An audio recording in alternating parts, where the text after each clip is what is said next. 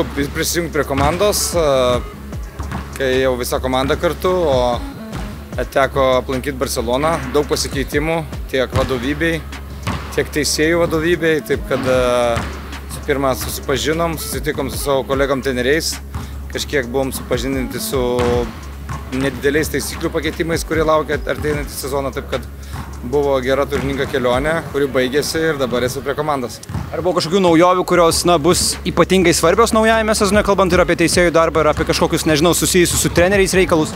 Kažkokių svarbių pakeitimų nebuvo, tai turbūt vienas iš tokių, kad vietoj vieno turėsim 2 trenerių iššūkius ir teisėjai turės mažiau galimybių stabdyti laiką, kad rungtynės neprasitęstų, tokie smulkus pakeitimai, kurie nelabai įtakos žaidimą.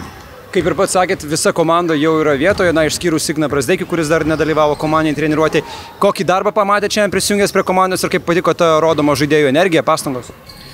Vis tik dar dirbam tuo prieš sezoniniu režimu, darom sunkias ilgas treniruotės, daug informacijos, daug krūvių ir bandom pasipildyti savo bagažą ir galų gale susižaisti, galutinai priprasti vienas prie kito ir tas kol kas gerai pavyksta. Šitos stovyklos gale laukia 2 rungtynės su stipriom Eurolygos komandom, taip kad tikimės gauti dvigubą naudą iš šitos stovyklos ir pasitreniruoti ir pasižaisti. Ar iki pirmų rungtynių tas treniruočių režimas bus lengvinamas, ar išlaikysit tą pačią liniją? Išlaikysim tą pačią liniją, kol kas žiūrim kaip į pasiruošimą sezonui, bandom užkrauti komandą, bandom pridėti daug informacijos ir kol kas nelengvinam krūvių.